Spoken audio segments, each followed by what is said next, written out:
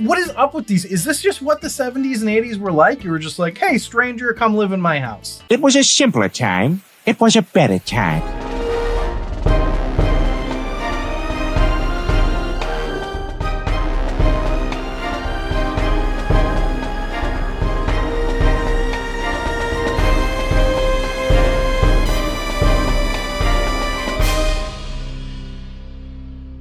Welcome back to another episode of The Rank. I'm John, and today we're going to be ranking the next episode of Taxi. Now, if you're enjoying these episodes, or if you're just a fan of Taxi and enjoy consuming content about it, please consider subscribing and or following. Like the episodes, and comment or email your questions and suggestions also. Please also consider becoming a patron on our Patreon page at patreon.com/therankpodcast. Now, today we're ranking the 5th episode of the 2nd season of Taxi, titled Wherefore Art Thou, Bobby, which was written by Barry Kemp and directed by James Burrows. The series is 45 years old, so I'm not going to worry about spoilers. Now, as I continue my goal to find out what the best sitcom of all time is by watching/rewatching and ranking all the episodes, let's dive into this episode of Taxi, starting with the potent notables. So this 27th episode of Taxi was supposedly released on Tuesday, October 16th, 1979. So this was a weird one. Everything I look up tells me that this episode was released on October 16th, 1979. However, October 16th, 1979 was also Game 6 of the World Series, and it was being aired on ABC. So how could Taxi have been aired during the World Series on the same channel? Taxi's on ABC, Game 6 of the World Series is on ABC, same night. I don't see how that's possible. I don't know if I'm experiencing the Mandela effect or what. I will say that Game 6 and 7 of the World Series won the ratings for that week. So a lot of people saw the Pirates beat the Orioles in 7 games. What's interesting about this week, though, is that Games 6 and 7 and their respective pre-games were the only things that made the top 15 for ABC. So as we've been experiencing for the past few episodes of Taxi here, it seems like ABC might be losing its juggernaut status. Maybe it's starting to become up for grabs. Now, the next and last potent notable is for our taxi cab enthusiasts out there. During the run of the series, the cabs used by the Sunshine Cab Company were the classic checkered cabs that were manufactured by the Checkered Cab Company of Kalamazoo, Michigan. Now, the Checkered Company was a car manufacturer who primarily built custom-made cabs designed for heavy use and high mileage on New York streets, although several of their models were available for sale for regular non-cab customers. The design in use in the 1970s and 80s had changed very little since its introduction in the 1950s, giving the cabs their classic look. Despite this, however, several establishing and transition scenes in the series would show the other dominant cab model on the road in New York at the time, the 1968 Dodge Coronet. The 1970s saw a trend of cab companies beginning to use regular model cars in taxi service instead of the custom-built cabs by the Checkered Company, as they would have been much easier to service. This would lead to Checkered ceasing cab production in 1982. Many of the Checkered cabs, due to their sturdy construction, however, would survive into the 1990s, although by that time, the Chevy Caprice, introduced in the early 1980s, was the most dominant model used in cab service. So that is your potent notable there. Real fun cab potent notable for you. Fun. Let's go into the episode overview. We start off with a continued bit with Bobby asking if he has messages and giving Louie $1 to receive it. I actually like this recurring bit. I enjoy that they keep it within the show. The message, though, is that Bobby booked a commercial, and for some reason, he's upset about this. Alex's reaction to it is correct. He's basically like, you should be happy. This means you're getting work as an actor. But Bobby's like, no, I want more. You know, I'm Bobby. Maybe no accent. And it's a Bobby episode.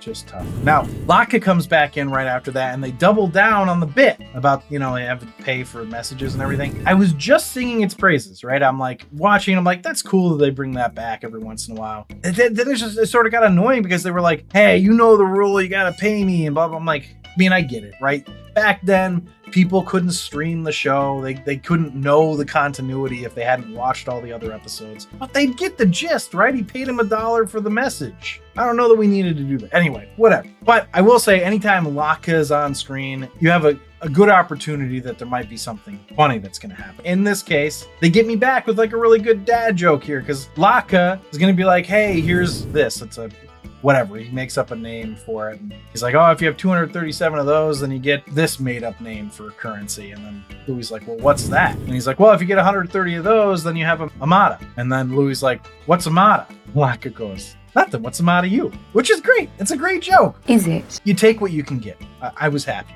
Now, for some reason, we go from this to an introduction of Steve Jensen. Who? Now, if you're like, who the fuck's Steve Jensen? Me too. He's walking in with Tony because Tony just met him at a bus station, it sounds like. Anyway, the guy wants to be an actor, so Tony introduces him to Bobby, who tells him to just give up. So we're starting pretty heavy here. And Bobby's is being kind of a Debbie Downer, but still ends up taking Steve Jensen under his wing for some reason. Again, this is a person they've all just met, to the point that he's letting Steve stay at his place? What is up with these? Is this just what the 70s and 80s were like? You were just like, hey, stranger, come live in my house. It was a simpler time. It was a better time. You know, maybe it was. That's just not anything that I would be doing. But anyway, what consistently works with this show, though, is Lotka. Every time he's on screen, I get hopeful for a laugh. And he doesn't disappoint in the beginning of this episode. He seemingly gives Bobby a gift of goat droppings for his commercial. And Bobby's like, is this like a sign of good luck in your country? And Lotka's like, no. Like, well, why'd you give it to me? Because I didn't want it. And again, this is very dad joke territory here, but it's working for me. I'm enjoying some Lotka here. Now, of course, what ends up happening is that Steve Jensen, again, random character, he gets a job right away. He books a gig right away.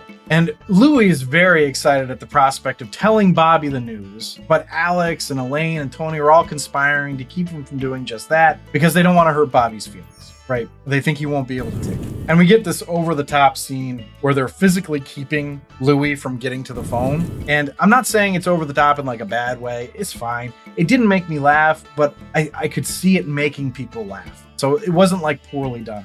I think the problem for me is just that I just don't give a shit about Bobby. And I think it's really kind of pathetic that they would be so worried about his fragile ego because this guy he just got a job.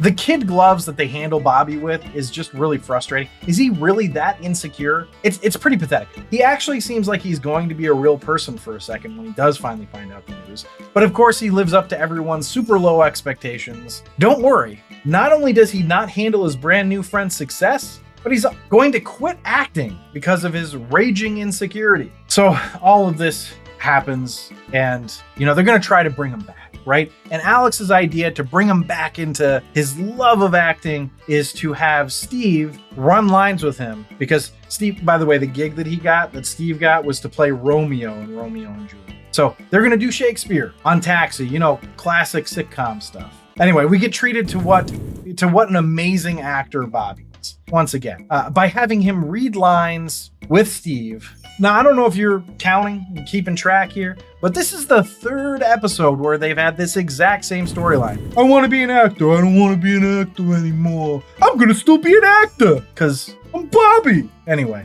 I hope in like 13 episodes we get another one. That'd be great. Was that sarcasm? I hope we just keep repeating this plot line because you can tell I really liked it. Now, of course, Bobby doesn't quit as described, and we get another crazy long monologue, which if this is your first time coming to this, we've talked about this a lot with Taxi, where they just go on these long monologues, and you're like, in one episode they had a Dear John letter that was like 2 pages long, and then they read the whole fucking letter. Why? They're just trying to fill time, I guess? I don't know. I just want to be like, this is a comedy. You guys know this is a could you write some jokes? Maybe? Anyway, the whole monologue is about how Louie's vitriol towards Bobby is what has convinced him to keep on going. Thanks, Louie. Guess that means we might get another one of these plots in a later episode. All right, well, I think you got a pretty good idea where this is headed, but let's do the rank anyway. A rank.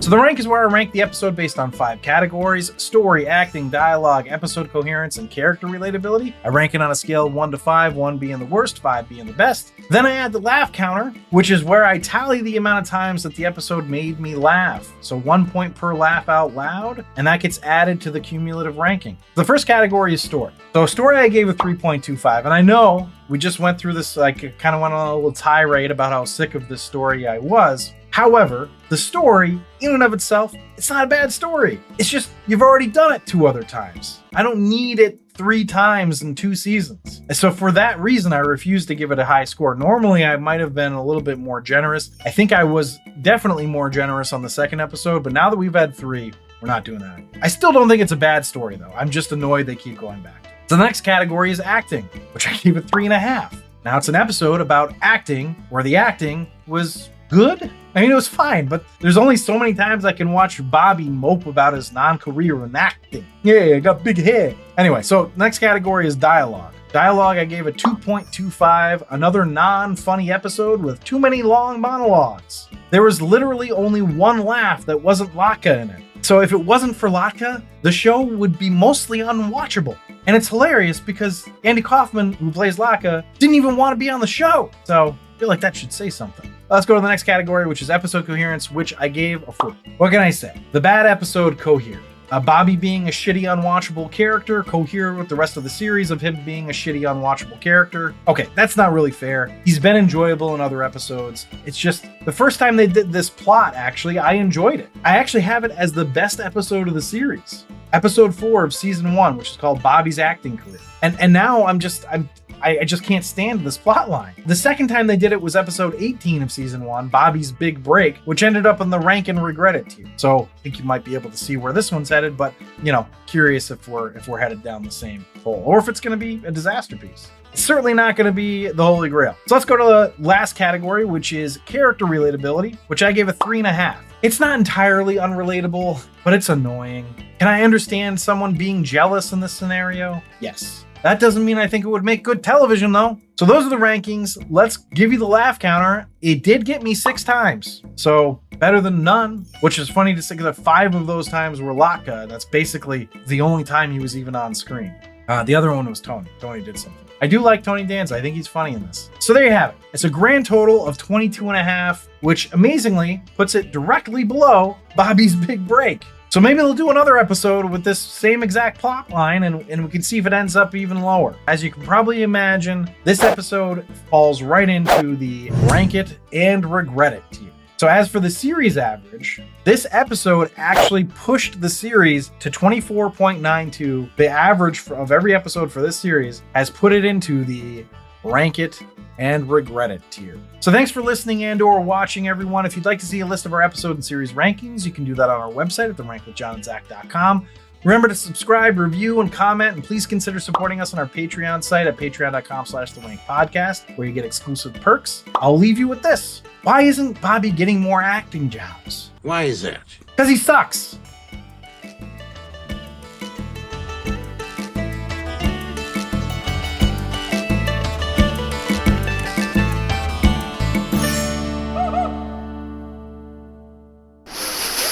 Do you know we can see you from here? Sorry, Antonio.